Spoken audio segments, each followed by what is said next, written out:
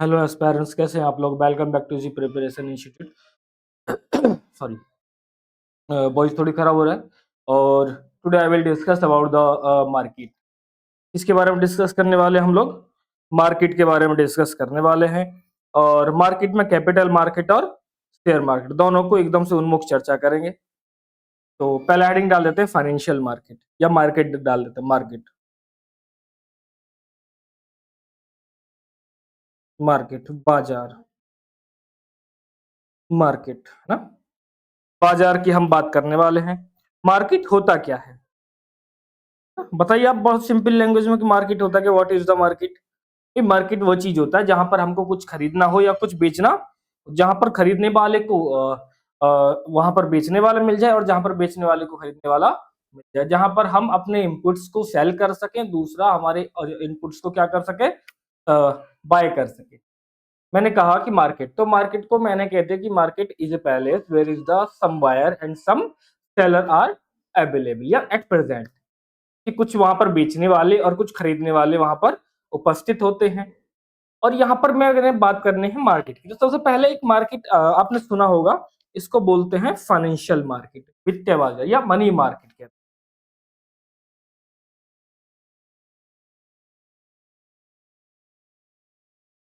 इसको कहते हैं मनी मार्केट बोलते हैं। मुद्रा बाजार,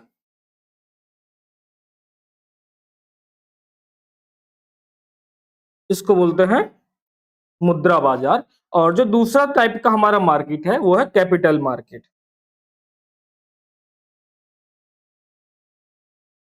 इसको बोलते हैं पूंजी बाजार, इसको बोलते हैं पूंजी बाजार।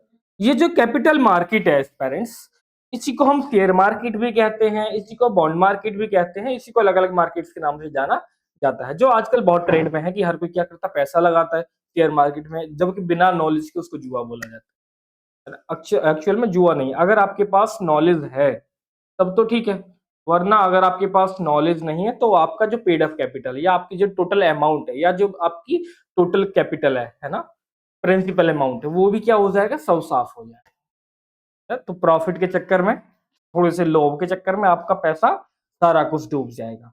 तो एक एक करके स्टार्ट करते हैं। पहले हम बात करते हैं मनी मार्केट। पहले किसकी बात करते हैं, मनी मार्केट की बात कर लेते हैं। दोनों में क्या क्या डिफरेंस होता है, ये होता है शॉर्ट टर्म टाइम के लिए,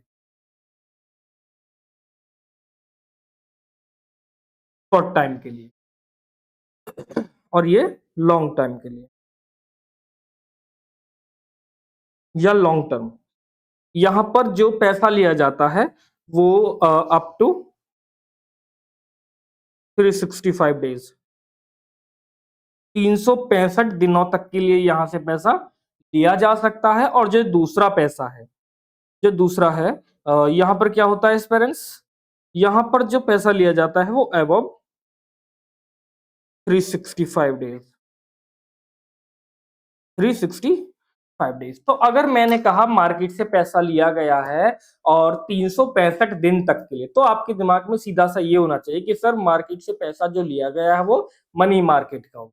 अगर एग्जाम में आ जाता है कि एक बाजार है जहां से बोरो किया गया है, उधार लिया गया है, और वह उधार 365 दिन से ज्यादा का नहीं है, तो आपको बिना कुछ सोचे टिक लगाना है मनी मार्केट पर मनी मार्केट पर। अगर वहां पर लिख दिया जाता है कि एक बाजार है जहां लॉन्ग टर्म के लिए, मतलब 365 दिन से ज्यादा के लिए पैसा बोरो किया गया है, तो वहां पर आपको आंख बीच कर ऑप्शन लगा देना है कैपिटल मार्केट। मैंने आपको बताया कैपिटल मार्केट, यहाँ पर इसको शेयर मार्केट भी बोलते हैं। तो शेयर मार्केट को पढ़ाऊंगा आपको, धीरज रखेंगे, लेकिन उससे पहले मैं आपको मनी मार्केट पढ़ा दूंगा। तो मनी मार्केट होता क्या है उसके बारे में बता, कि जब एक उधारकर्ता को एक उधार देने वाला मिल जाता है, वहां पर आरबीआई भी रहेगा, है ना, रिटेल इन्वेस्टर्स भी रहेंगे, और जो हाई नेट इंडिविजुअल्स हैं वो भी रहेंगे, और वहां पर जो कॉर्पोरेट्स हैं वो सब वहां पर अवेलेबल होंगे। तो जिसको जरूरत होगी वो आपस में पैसा एक्सचेंज करेंगे। एक्सचेंज का मतलब पैसा लेंगे, जिसको जरूरत होगी वो पैसा लेगा, जिसके पास सरप्लस कैपिटल होगी वो वहां से उसकी पूंजी प्रदान कर देगा। ये जो मनी मार्केट होता है ये दो तरह से होता है, ये दो तरह से होता है, एक तो ऑर्गेनाइज होता है और एक अनऑर्गेनाइज होता है। एक तो ऑर्गेनाइज होता है और एक अनऑर्गेनाइज होता है। या एक और चीज कर लें, इसको रेगुलेट कौन करता है? लिखते चले छात्र, है ना? इसको रेगुलेट करता है आरबीआई, और इसको रेगुलेट दो संस्थाएं करती हैं। एक तो आरबीआई करती है जो ट्रांजैक्शन है, और जो शेयर्स वाला पोर्शन है उसको करती है SEBI, security exchange board of India, है ना? तो मनी मार्केट को ही हम पढ़ रहे थे, उसी को बात करते हैं।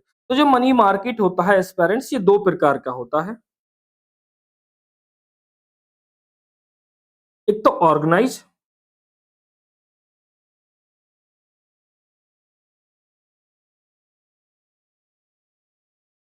एक तो ऑर्गेनाइज मनी मार्केट और दूसरा अनऑर्गेनाइज।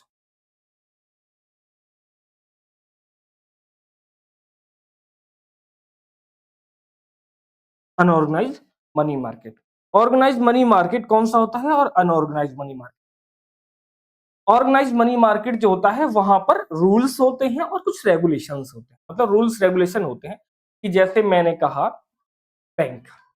मैंने कहा बैंक, जैसे हम बैंक से पैसा लेने जाते हैं तो वहां पर रेट ऑफ इंटरेस्ट तय होता है कि हम आपको, मान लीजिए कोई बैंक से पैसा लेने गया, उससे बोला बैंक के ठीक है हम आपको 1 लाख रुपी लोन देते हैं, लेकिन रेट ऑफ इंटरेस्ट जो रहेगा वो 6%, 7% रहेगा। तो यहाँ सीधा सा सिंपल है कि लोन जो रेट ऑफ इंटरेस्ट है वो कितना रहेगा, 6% रहेगा, और ये सिंपल इंटरेस्ट रहता है, और अगर आप इसको टाइम पर चुका देंगे तो इंटरेस्ट में कई बार छूट भी मिल जाती है। मतलब यहाँ पर रूल्स होते हैं और रेगुलेशन होते हैं, जहां पर नियम होते हैं वहां पर उसको ऑर्गेनाइज में कहते हैं, जबकि अनऑर्गेनाइज में क्या हो सकता है कि यहाँ पर रूल्स और रेगुलेशन कुछ नहीं होते। आपकी गुडविल, आपकी मतलब मैं महाजन हूँ और आप मेरे अधिक प्रिय हैं, तो आपको मैं कम रेट पर लोन देता हूँ, एक दूसरा व्यक्ति है उसको ज्यादा रेट ऑफ इंटरेस्ट पर लोन देता हूँ, और कंपाउंड इंटरेस्ट वहां पर रखता हूँ। वहां पर गिरवी रखे मैं संपत्ति रखवा जाती है, इकरारनामा कर ले, जैसे गांव में होते हैं महाजन क्या करते हैं, पहले फंसा लेते हैं चंगुल में, फिर उसके बाद उसका खून चूसते रहते थे। तो उसी को आरबीआई ने कहा कि हम ऑर्गेनाइज मनी मार्केट जो है उसको रेगुलेट नहीं कर सकते, उसको रेगुलेट नहीं कर सकते हैं। तो इसलिए जो लोग हैं, जो गांव के लोग हैं, उनको जोड़ना चाहिए एक इंस्टीट्यूशनल लोन फैसिलिटी से। इसके लिए केसीसी चलाया गया, किसान क्रेडिट कार्ड। किसान क्रेडिट कार्ड जो चलाया गया वो चलाया गया 1995 में on the recommendation of RV Gupta committee. The RV Gupta committee given the recommendation that the institutions of India in India, जहां किसानों को क्या किया जाना चाहिए, संस्थागत लोन प्रणाली से जोड़ा जाना चाहिए, क्योंकि वो महाजन से लोन ले लेते हैं, फिर उसको चुकाते चुकाते वो एक ना विशियस साइकिल ऑफ पॉवर्टी, गरीबी के दुष्ट चक्र में फंसते चले जाते हैं, क्योंकि एक से लोन लिया उसका चुका रहे थे, तो दूसरे से लोन लिया, पहले वाले का चुका दिया, दूसरे को तीसरे से, तो आखिरकार में क्या होता था कि जो प्रिंसिपल अमाउंट रहता था तो लगातार बढ़ता चला जाता था, और आखिर में किसान को अपनी जमीन से हाथ धोना पड़ता था। तो आरबीआई ने कहा था कि हम अब किसानों को संस्थागत ऋण प्रणाली से जोड़ने वाले हैं। वहां पर ऑर्गेनाइज मनी मार्केट की बात की जा रही थी बेसिकली। अब हम बात करते हैं, इसको आगे लिख लेते हैं थोड़ा, है ना? ऑर्गेनाइज मनी मार्केट क्या होता है? यहां पर क्या होते हैं, रूल्स एंड रेगुलेशन होते हैं, रूल्स एंड रेगुलेशन यहां पर पाए जाते हैं, जबकि यहां पर कोई भी रूल्स या कोई भी रेगुलेशन नहीं पाए जाते हैं। यहां पर कोई भी रूल्स या कोई भी रेगुलेशन वगैरह वगैरह नहीं पाए जाते। जैसे अगर इसकी मैं एग्जांपल की बात करूं, तो जैसे example bank, example bank and other financial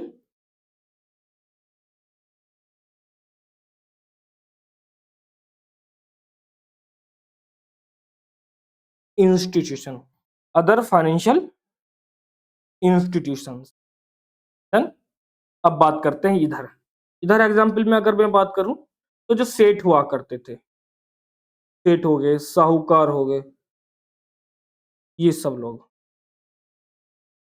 इत्यादि। जमींदार हो गए, इत्यादि इत्यादि। तो अनऑर्गेनाइज्ड में ये सब आते हैं। अब बात करते हैं कि जब कोई व्यक्ति मनी मार्केट से मनी लेता है, मतलब कैपिटल को बोरो करता है ना, बोरो का मतलब लोन लेना, बोरो करता है, तो वहां पर कुछ इसके टूल्स होते हैं। जैसे जब हमने मॉनेटरी पॉलिसी को डिस्कस किया तो वहां पे हमने टूल्स देखे थे कि some tools are traditional tools and some tools are non traditional tools. तो traditional tools are classified into two different types and same as non traditional tools we are different two different types. First is traditional tools and second is non traditional, qualitative और quantitative, मात्रात्मक और गुणात्मक। तो यहां तक समझ में आ गया था। इसके बाद में जो मैं उपकरण की बात करता हूं तो यहाँ एक हेडिंग डाल देंगे, टाइप्स ऑफ या टूल्स ऑफ मनी मार्केट।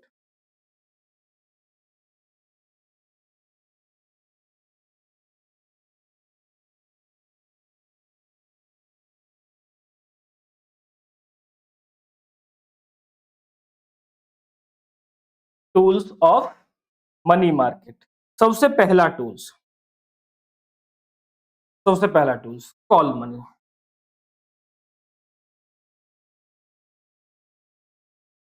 पहला टूल्स कौन सा भाई?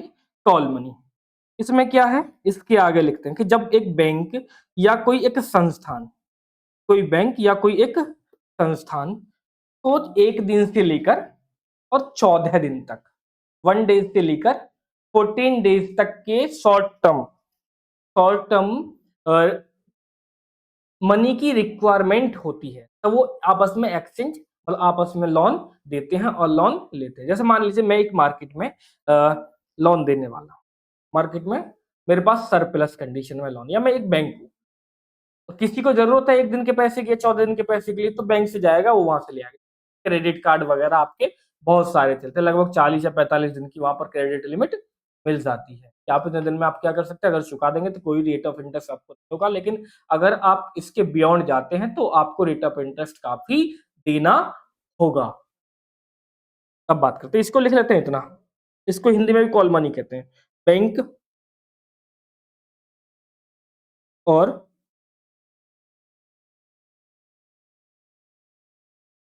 फाइनेंशियल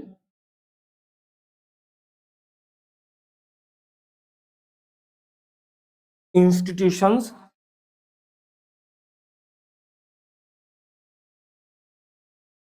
के मध्य एक दिन से लेकर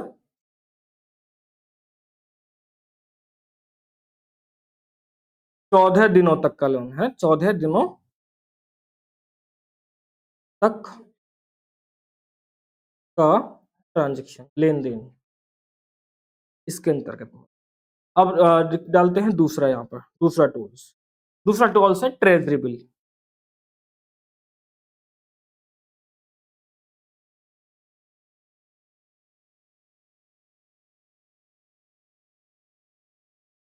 ट्रेजरी बिल, इसमें लिखेंगे यहाँ पर सरकार द्वारा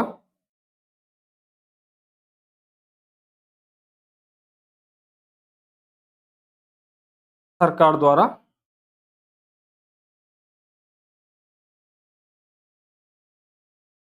शॉर्ट टर्म के लिए इश्यू किए जाते हैं, जारी, शॉर्ट टर्म के लिए क्या किए जाते हैं, इश्यू, है ना, government is issue for the short term. कि अगर गवर्नमेंट को पैसे की जरूरत होती है तो भी गवर्नमेंट भी क्या करती है, मार्केट से बोरो करती है। तो गवर्नमेंट भी क्या काम करेगी, गवर्नमेंट भी क्या काम करेगी, गवर्नमेंट इसके कुल टूल्स हैं उनको जारी करती है, उसमें से एक का नाम है ट्रेजरी बिल। क्या करती है, ट्रेजरी बिल। जो ट्रेजरी बिल जारी किया जाता है ये अलग अलग टाइम ऑफ मैच्योरिटी के लिए किया जाता है, या इसमें डिफरेंट डिफरेंट मैच्योरिटी पीरियड होता है। जैसे इसको 91 डेज के लिए किया जाता है, 182 डेज के लिए किया जाता है और 364 डेज के लिए किया जाता है। लिखवा देता हूँ, कितने दिन के लिए, ये लिख देंगे मैच्योरिटी, मैच्योरिटी। यहाँ पर अलग अलग टाइम पीरियड के लिए मैच्योरिटी दिखती है, जैसे 91 डेज के लिए, 91 डेज के लिए, 182 डेज के लिए और 364 डेज के लिए। मतलब किसी भी हालत में जो यहाँ मैच्योरिटी टाइम रहेगा वो 365 दिन से ज्यादा नहीं होगा। इतना सा आप दिमाग में रख लीजिए। तो आपको ये रखना है कॉल मनी, मतलब जब बैंक और फाइनेंशियल इंस्टीट्यूशंस आपस में पैसे का लेन-देन करते हैं तो वो 1 दिन से 14 दिन तक का लोन होता है। उसको किस में करते हैं? उसको कॉल मनी बोलते हैं और वो जारी किया जाता है मनी मार्केट। पहला पॉइंट। दूसरा पॉइंट आपको याद रखना है कि जो ट्रेजरी बिल होता है, जो टी बिल होता है, वो सरकार अपने जो शॉर्ट टर्म की रिक्वायरमेंट है उसको पूरा करने के लिए लोन लेती है। किससे? हम लोगों से, आपसे, जो भी उसमें इन्वेस्ट करना चाहता है तो लोन लेना चाहती है। तो यहाँ पर जो लोन लिया जाएगा वो 91 डेज के लिए, 182 डेज के लिए या फिर 364 डेज के लिए, 364, 182 और 91, इतना याद रखना है आप। ठीक है। अब दूसरे टूल्स, सॉरी, नेक्स्ट टूल्स की बात करते हैं। तीसरा टूल, तीसरा टूल जो है वह कमर्शियल पेपर। तीसरा टूल्स कौन सा? Commercial paper. कमर्शियल पेपर, इसको बोलते हैं वाणिज्यिक पत्र। वाणिज्यिक पत्र, ये कौन जारी करता है भाई? इसको जारी करने वाली एक संस्थान है, सॉरी, संस्थान कहते हैं, ये इसको जारी करता है कंपनियां। जो कॉमर्शियल पेपर जारी किए जाते हैं वो कौन जारी करता है? इसको लिखवा देता हूं। इश्यू बाय,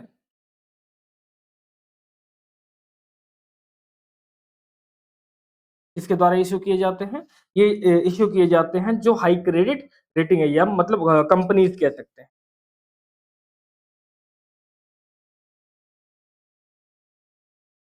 कंपनियों के द्वारा कॉमर्शियल पेपर इश्यू किए जाते हैं। और ये भी 364 दिन तक के लिए ही किए जाते हैं, जिसमें मैच्योरिटी रहती है। यहाँ पर मैच्योरिटी टाइम है वो भी 360, या ऐसे लिख सकते हैं up to 365 days. Up to 365 days, 365 दिनों तक के लिए जारी किए जाते हैं। और ये जो जारी किए जाते हैं ये मिनिमम 5 लाख पर जारी किए जाते हैं। फिर उसके बाद मिनिमम 5 लाख पर जारी किए जाते हैं। फिर उसके बाद इसके डिमोनेशन पर होता है, इसी के मल्टीपल पे होते हैं। फिर 5 लाख के मल्टीपल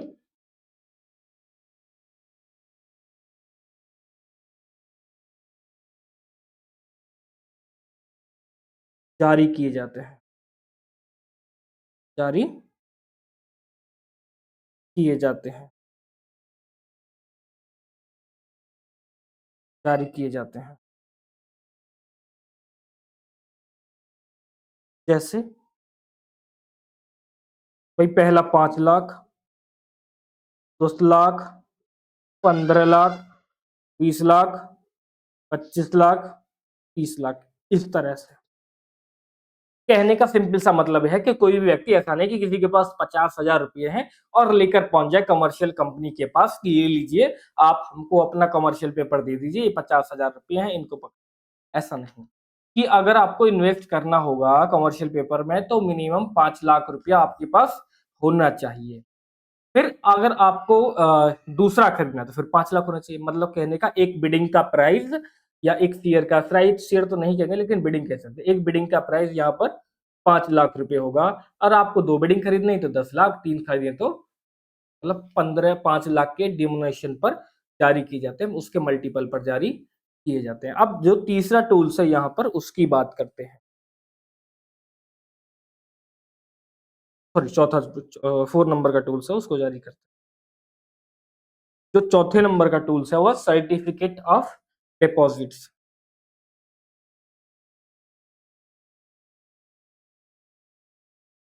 सर्टिफिकेट ऑफ डिपॉजिट, इसको बोलते हैं जमा पत्र। आप अपना पैसा कहाँ जमा करते हैं? बैंक्स में। तो इसको इश्यू भी कौन करता है? बैंक ही इनको इश्यू भी करते हैं। लिख देते हैं यहाँ पर।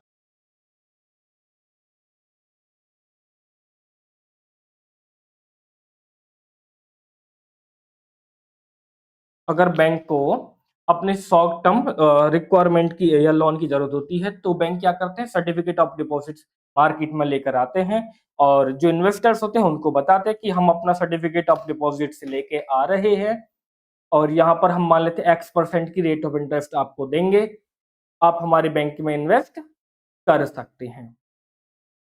जैसे कि अभी आपने देखा होगा, अभी 10 या 11 दिन पहले ही आरबीआई ने गाइडलाइन जारी की है। उसने बताया कि जो एसबीआई है, state bank of India, Bharat की सबसे बड़ी बैंक है on the basis of branch, on the basis of ATM, on the given of the loan, on the basis of asset, ना, एसेट के आधार पर, ब्रांच के आधार पर, टोटल एटीएम के आधार पर, लोगों को दिए गए लोन के आधार पर। भारत की सबसे बड़ी बैंक कौन सी? एसबीआई। दूसरी पीएनबी, पंजाब नेशनल बैंक।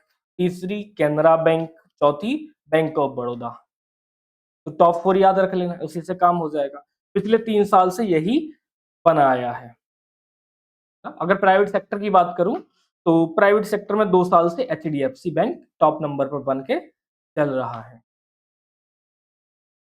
तो सर्टिफिकेट ऑफ डिपॉजिट्स की बात मैं कर रहा था कि जब बैंक को शॉर्ट टर्म लोन की रिक्वायरमेंट की जरूरत होती है तो बैंक क्या काम करता है भाई, सर्टिफिकेट ऑफ डिपॉजिट्स को इश्यू कर देता है और बताता है कि इसका प्राइस कितना रहेगा भाई, 5 लाख, मिनिमम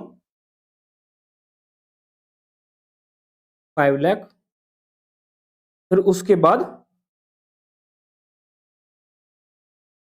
5 लाख के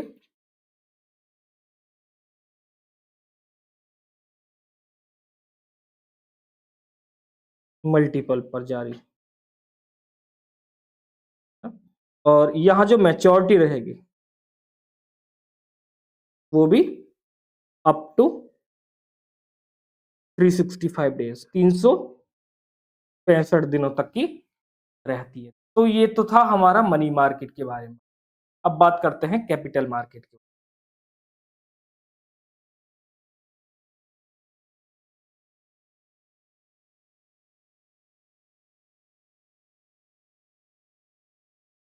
पूंजी बाजार, कैपिटल मार्केट।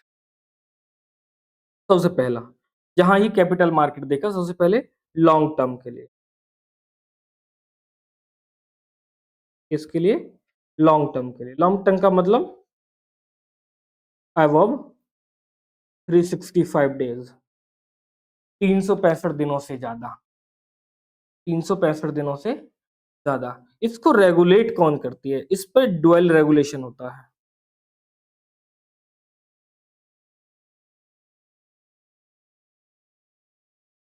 ड्वेल रेगुलेशन इस पर होता है। पहला जो आरबीआई, एक तो आरबीआई करती है। आरबीआई किसकी बात करती है? जो मॉनेटरी वाली, ये मनी वाला पोर्शन होता है।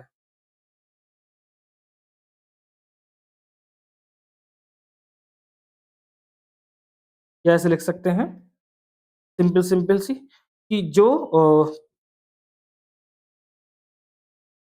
धन का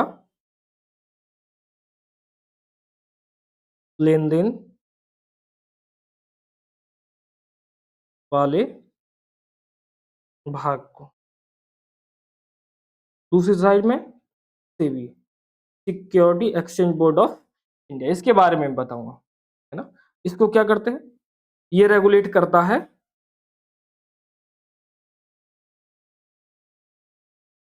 शेयर बॉन्ड वाले भाग को,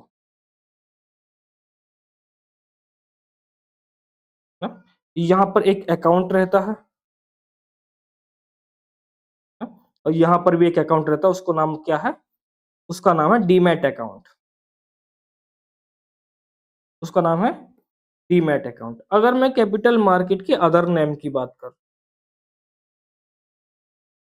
तो इसके कुछ अदर नेम भी हैं, जैसे इसी को बोलते हैं स्टॉक एक्सचेंज भी बोल देते हैं कुछ लोग,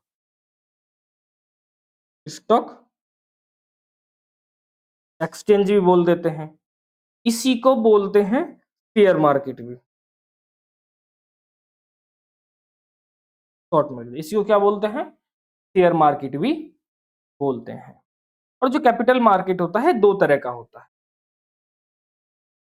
कैपिटल मार्केट जो होता है ये दो तरह का होता है।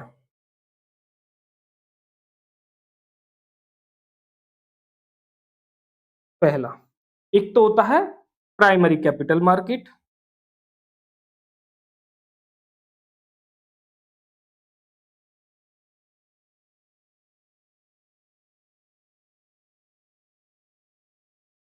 प्राइमरी कैपिटल मार्केट, और दूसरा होता है सेकेंडरी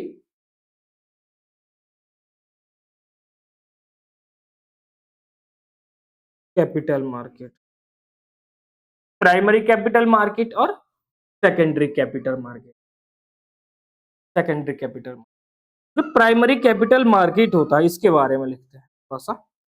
जो प्राइमरी कैपिटल मार्केट होता है इसके बारे में लिखते हैं।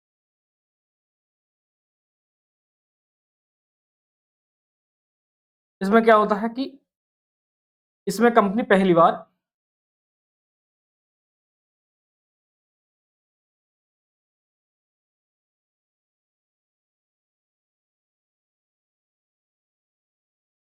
इसमें कंपनी पहली बार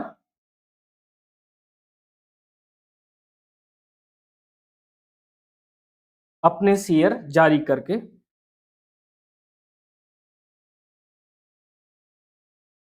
अपने शेयर जारी करके बाजार से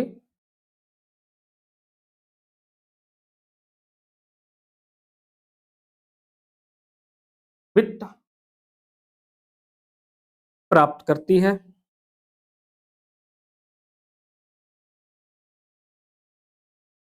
वित्त प्राप्त करती है और तथा इसे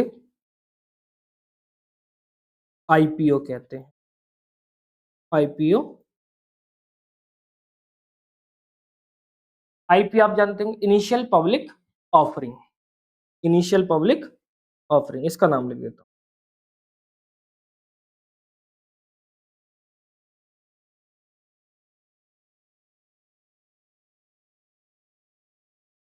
इनिशियल पब्लिक ऑफरिंग या ऑफर भी कहते हैं। मतलब कहने का यह है कि जब एक कंपनी बिना शेयर मार्केट में लिस्टेड हुए पहली बार आती है मार्केट से पैसा जुटाने के लिए, तो वह आईपीओ जारी करती है। जो इच्छुक निवेशक होते हैं वो आईपीओ को खरीदते हैं और 2 साल का यहाँ पर मैच्योरिटी या लॉक इन पीरियड है। मतलब जिसने आईपीओ खरीदा है वो 2 साल तक निकल नहीं सकता। ठीक है, इसको रेगुलेट कौन करता है, इसको रेगुलेट सीबी करती है। ठीक है, एक और चीज लिखते हैं यहाँ पर, देखना, investors is directly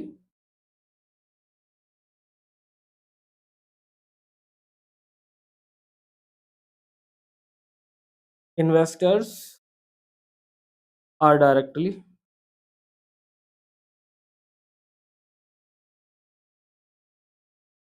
are directly connected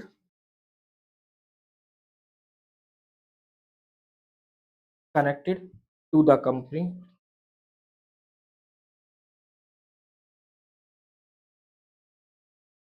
to the company. Company से डायरेक्ट कनेक्ट यहाँ पर हो जाती है। तो ये तो था प्राइमरी मार्केट का। अब आगे चलते हैं और हेडिंग डालते हैं सेकेंडरी मार्केट।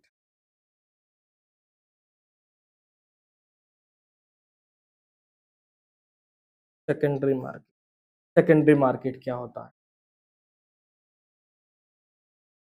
सेकेंडरी मार्केट क्या होता है कि जब एक कंपनी, लिखवा देता हूं यहां पर, इसमें शेयर,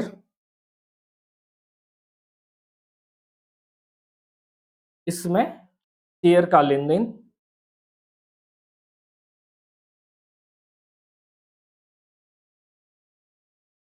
लेन देन निवेशकों के मध्य,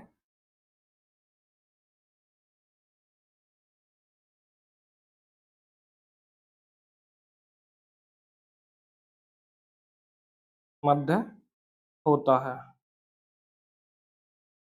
मध्य मतलब क्या है कि ये क्या है, ये एक व्यक्ति है, क्या नाम है उसका, अंकुर। एक दूसरा व्यक्ति है इधर, उसका क्या नाम है, अजय। एक कंपनी है यहां पर, उस एक कंपनी है बी। कंपनी कौन सी है, ठीक है। और यहां पर है स्टॉक एक्सचेंज, स्टॉक एक्सचेंज। तो ये कंपनी यहां पर क्या है, ये कंपनी यहां पर लिस्टेड है, ये कंपनी क्या है, यहां पर लिस्टेड है। तो अब मेरे को क्या है, कुछ शेयर खरीदने हैं इस कंपनी के, तो मैंने यहां से वो कंपनी के शेयर बाय कर लिए, है ना। और इसको क्या करने थे, इसको सेल करने थे। दूसरी कंडीशन में क्या हो कि मेरे को सेल करने हैं या इसको क्या करने हैं, बाई करने। मतलब कि सेकेंडरी मार्केट में कंपनी के शेयर की free free float online buying और सेलिंग स्टार्ट हो जाती है। जो इच्छुक निवेशक हैं, जो निवेश करके शेयर को खरीदना चाहते हैं वो खरीद सकते हैं, और जो शेयर को बेचना चाहते हैं वो वहां से बेच सकते हैं। और इसको रेगुलेट कौन करता है, इसको रेगुलेट करने वाली संस्था जो अभी तक नाम आ रहा था, SEBI, security securities and exchange board of. पहले इसी के बारे में पढ़ लेते हैं, सिक्योरिटीज के, फिर इसके बाद आगे चलेंगे, है ना, क्योंकि बार बार यही नाम आ रहा है, पहले इसी को यहाँ पर समाप्त कर देते हैं।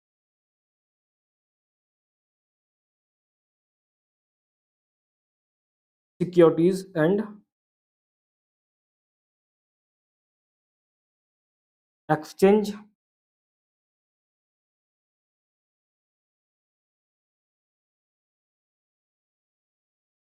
Board of India, board of India, जो इसकी स्थापना है,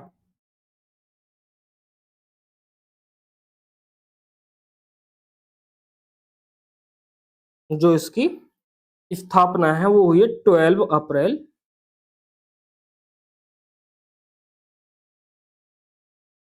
1988 में। और जो इसका मुख्यालय है, जो इसका हेडक्वार्टर है, वो कहां पर है एस्पायरेंट्स, जो इसका हेडक्वार्टर है मुंबई में।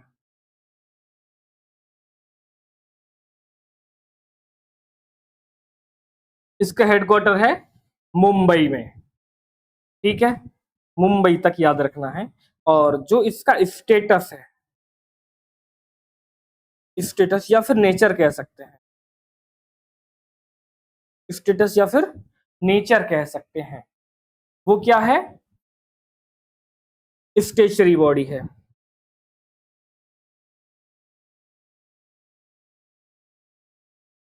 स्टेशनरी बॉडी है। क्योंकि इसको इसके लिए एक एक्ट लाया गया था, सेबी एक्ट, सेबी एक्ट 1992, 1992। और इसको, इसके द्वारा इसको कानूनी दर्जा दिया गया, कानूनी दर्जा दिया गया, इसको, सेबी को, कितने में, 30 जनवरी 1990, 1990। इतना सा याद रखना है कि जो इसका नेचर है स्टेशनरी बॉडी है, सेबी एक्ट 1992 के तहत इसको लीगल स्टेटस दिया गया था बाबू, कानूनी दर्जा दिया गया था इसको। क्या दिया गया था, कानूनी दर्जा इसको दिया गया था।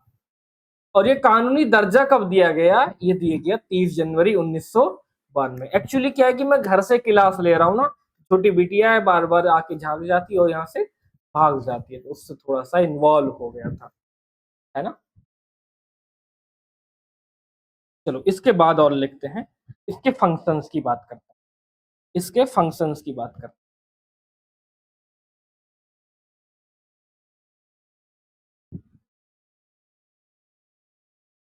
इसके कार्य क्या क्या है, इसके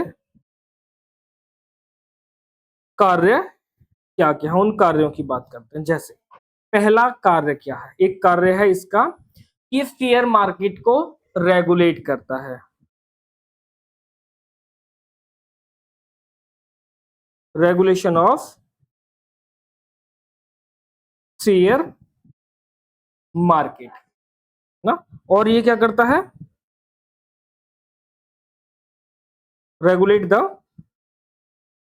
रेगुलेट टू म्यूचुअल फंड,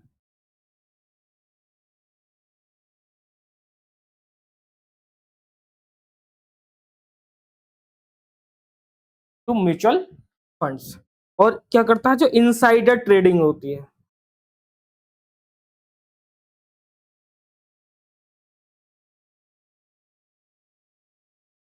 जो इनसाइडर ट्रेडिंग है उसको क्या करता है, उसको रोकता है। इनसाइडर ट्रेडिंग को भी क्या करता है, रोकता है। और कंपनियों पर जुर्माना भी लगाता है, इन्वेस्टर्स में अवेयरनेस भी करता है। ये सारे काम इसके हैं, ये सारे काम इसके काम। डन। चलो फिर आगे बढ़ते हैं, नेक्स्ट नेक्स्ट स्लाइड पर चलते हैं।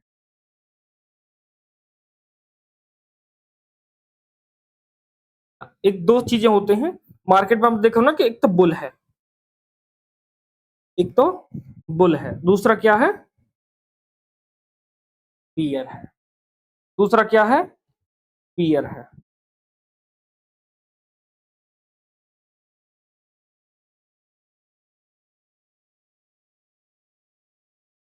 ये देखिए आप देख पा रहे होंगे बुल और पियर। छोटा कर देता हूँ और दोनों के बीच में आ देता हूं। बुल और पियर आप देख पा रहे होंगे, ठीक है। इसके आगे मैं बताता हूँ बुल क्या होते हैं। और क्योंकि ये तो मैंने दिखा दिया, आप सोच रहे होंगे कि बताइए इसे दिखाकर क्या हासिल करना चाहते हैं सर, ये तो हमने पहले देखा। देखो जो बियर होता है, जो बियर होता है उसकी गर्दन किस साइड में होती है, ऐसे नीचे होती है ना। तो ये क्या करते हैं, ये विश्वास रखते हैं, मतलब ये एक ऐसे इन्वेस्टर्स होते हैं जो विश्वास रखते हैं कि मार्केट नीचे की तरफ गिरेगा, और ये क्या करते हैं, सेल करना स्टार्ट कर देते हैं ना, क्योंकि इसकी गर्दन क्या है, नीचे की तरफ है। तो इधर लिख लेते हैं, ये नेगेटिव अप्रोच रखते हैं।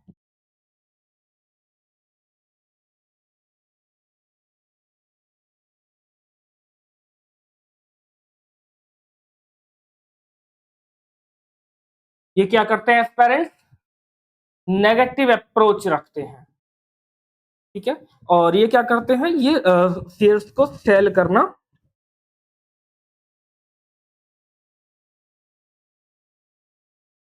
शेयर को सेल करना शुरू कर देते हैं।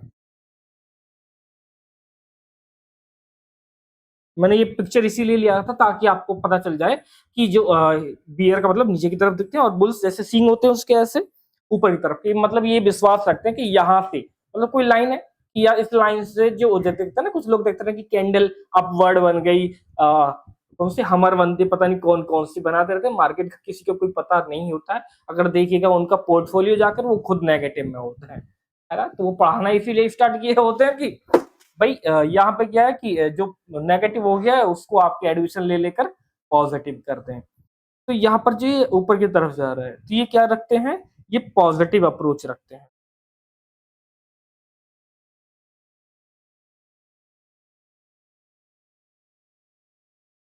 ये क्या करते हैं, पॉजिटिव अप्रोच रखते हैं।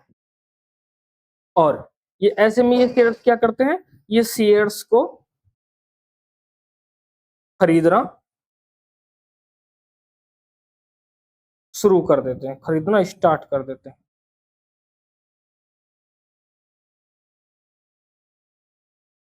Then, तो बुल्स और बियर जो ये होते हैं, इनको क्या बोला जाता है, इनको बुलिश बोला जाता है। क्या बोला जाता है, बुलिश। और जो ऐसे लोग होते हैं इनको क्या बोला जाता है, बियरिश।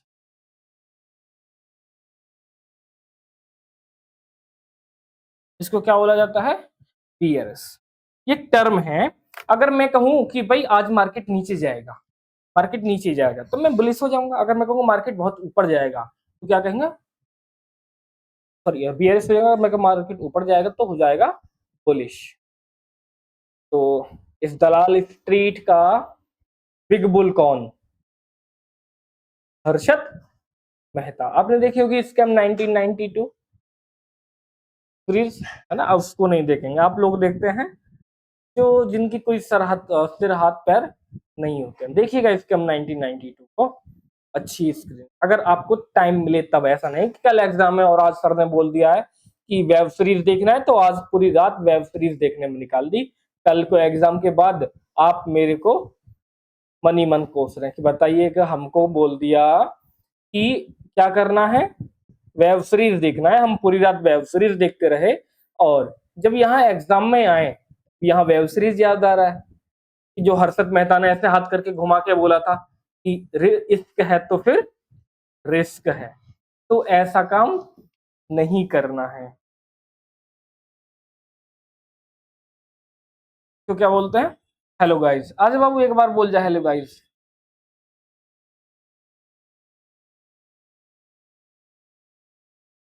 बोल दो जल्दी लो, मैं बोला हेलो गाइस, चलो भाग जाओ बस, अब पढ़ने कल मिलते हैं ना, कल बुलवाएंगे। एक्चुअली ये भी ना मैंने टीम बना लिया है छोटा सा, बस अब क्या करेंगे, हम इंस्टीट्यूट ही बनाएंगे अपने घर को, है ना, क्योंकि छोटे छोटे बच्चे हैं तो टीम मिल गए हैं, तो ये LKG है UKG में, तो उनको लगता है कि ये प्रेप को पढ़ा लेंगे, जो प्ले वाले बच्चे होते हैं उनको पढ़ा लेंगे। तो इससे आगे डिस्कस करते हैं, इससे आगे की बात करते हैं। बियरिश और बुलिश आपको समझ में आ गया। अब बात करते हैं भारत के प्रमुख शेयर बाजार, शेयर बाजार, नेक्स्ट हेडिंग डाल देंगे, भारत के प्रमुख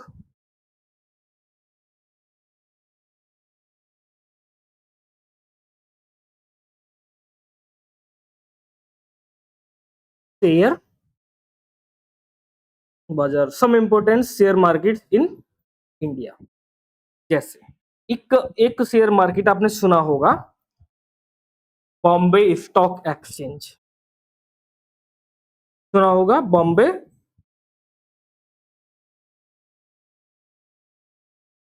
स्टॉक एक्सचेंज।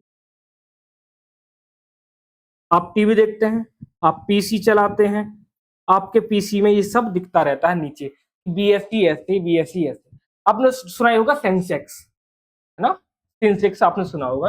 लोग कहते हैं ना कि आज सेंसेक्स बहुत ऊपर चला गया, बस इसी का इंडेक्स है, इसी का इंडेक्स है सेंसेक्स, और कुछ नहीं है ना, कोई दूसरा कोई रॉकेट साइंस नहीं है।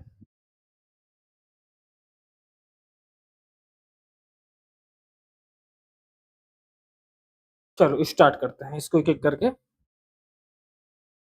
तो जो ये बॉम्बे स्टॉक एक्सचेंज है, जो इसकी स्थापना हुई है, जो इसका इस्टेब्लिशमेंट है, वो हुआ था 1875 में, और जो इसका हेडक्वार्टर है, हेडक्वार्टर इसका मुंबई में, हेडक्वार्टर इसका मुंबई में, और एशिया का सबसे ओल्डेस्ट स्टॉक एक्सचेंज है।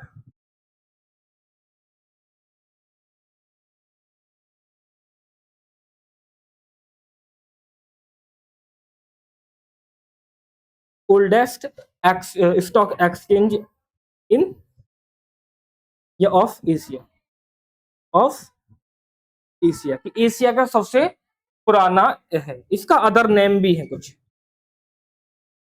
इसके कुछ अदर नेम भी है, जैसे इसको क्या बोलते हैं, दलाल स्ट्रीट,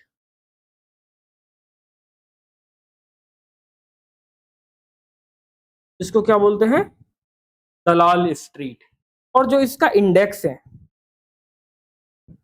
जो इसके इंडेक्स है, वो है सेंसेक्स। कौन सा इंडेक्स है,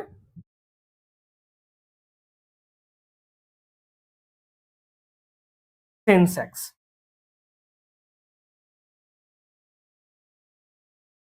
ऐसे लिखा देखा होगा आपने, है ना, न्यूज़पेपर वगैरह में सब में आता है, डेली आता है, डेली दिखता है ये सेंसेक्स।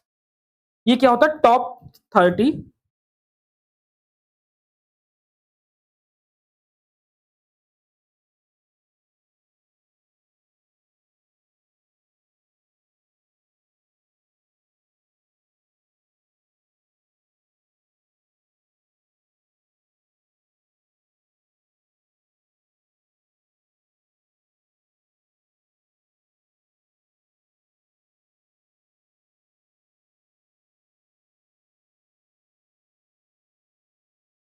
ये क्या होता है, जो टॉप 30 ब्लू चिप कंपनियां होती हैं उनके शेयर्स का एवरेज होता है, उनके शेयर्स का एवरेज होता है।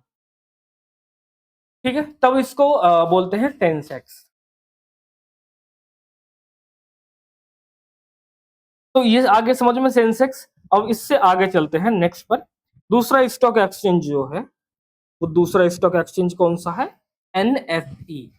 एनएसई सुना होगा आपने, नेशनल स्टॉक स्टैक लिख दिया, stock exchange, national stock exchange. जो इसका इंडेक्स है सर, या जो इसकी स्थापना हुई थी, जो इसका हेडक्वार्टर, नहीं, मुंबई में, इसका जो हेडक्वार्टर है मुंबई में, और जो इसकी स्थापना हुई थी वो हुई थी 1992 में, ऑन द रिकमेंडेशन ऑफ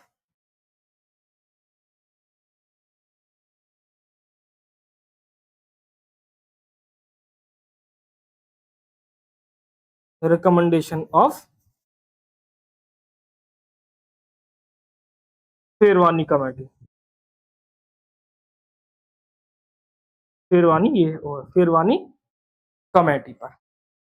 और जो इसका प्रमोटर बैंक है,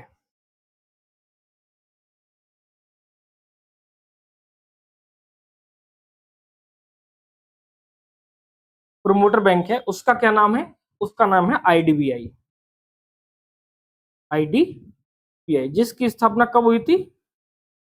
1964 में हुई थी। अगर मैं इसका नाम लिखूं तो industrial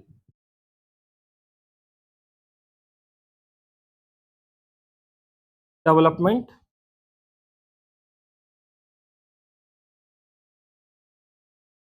industrial development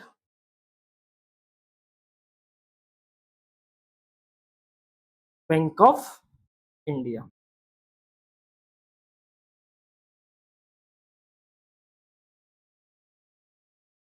bank of industrial development bank of. और ये जो है, ये भारत की पहली फुल्ली कंप्यूटराइज है, लिख देते हैं इंडिया फर्स्ट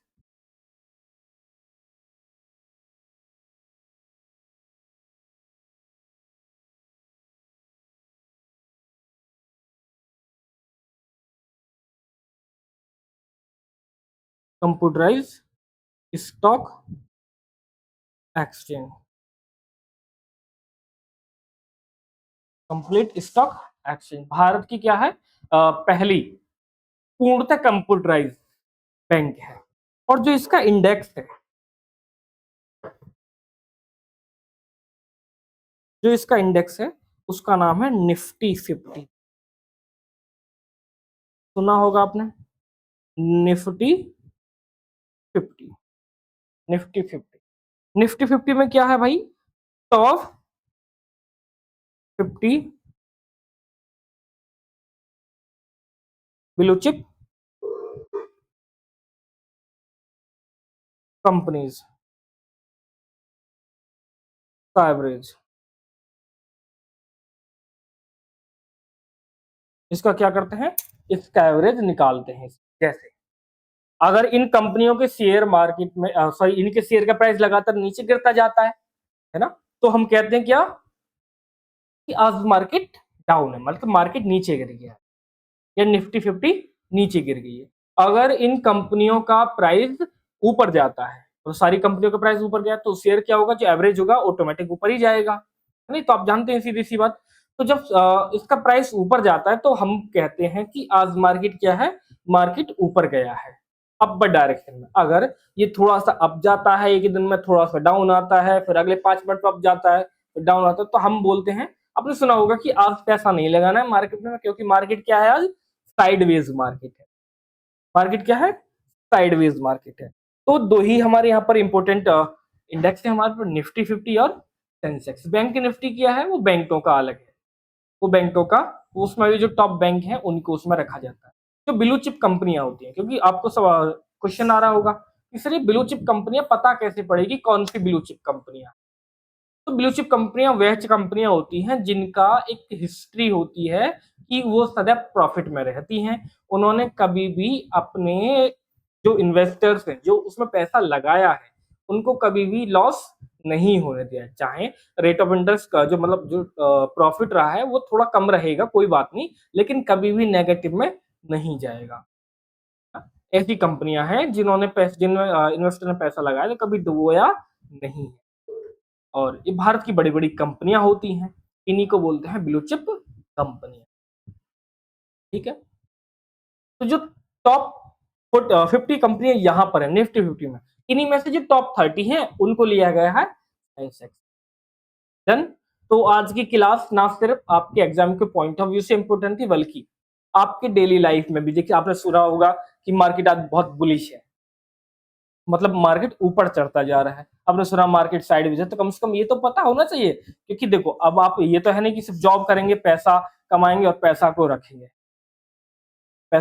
वो तो बात नहीं है, क्योंकि पैसा से पैसा कमाना है। जब आपकी जॉब लगेगी, आपकी सैलरी आएगी, आप उस सैलरी को अकाउंट में रखने से अच्छा है शेयर मार्केट की आपको थोड़ी थोड़ी नॉलेज है, तो आप शेयर मार्केट में इन्वेस्ट करते रहिएगा। जैसे मैंने बताया ब्लू चिप कंपनी, अगर उन कंपनी में आप पैसा लगा भी देंगे तो पैसा डूबता नहीं, पैसा डूबता नहीं। अगर देश की जीडीपी ही डूब जाए, अगर देश की डूब जाए, तब तो बात अलग है, तब तो आप बचाकर अपने पैसे को कर भी क्या लेंगे, वरना इनमें लगाया गया पैसा डूबता नहीं है। तो आपको इतना याद रखना। तो आप वहां से पैसा कमाएंगे, एक साइड से आपकी सैलरी आती रहेगी, दूसरी साइड में आपका इन्वेस्टमेंट किया हुआ पैसा लगातार बढ़ता रहेगा, है? तो ऐसे मिलते हैं फिर नेक्स्ट क्लास में नए टॉपिक को लेकर। तो पिछले 2 3 4 क्लासों से हम यही करते आ रहे हैं कि एक टॉपिक ले रहे हैं और एक क्लास में उस टॉपिक को खत्म कर देते हैं। तो उम्मीद करता हूँ यहाँ तक आपको समझ में आ गया होगा। अगर कुछ चीज समझ में नहीं आया तो आप हमको कमेंट में छोड़ देंगे, और आपकी जो क्वेरी रहेगी उस क्वेरी को अगली क्लास में, जब नेक्स्ट क्लास में जाएंगे तब वहां पर सुन लेंगे। मिलते हैं फिर नेक्स्ट क्लास में, तब तक के लिए जय हिंद।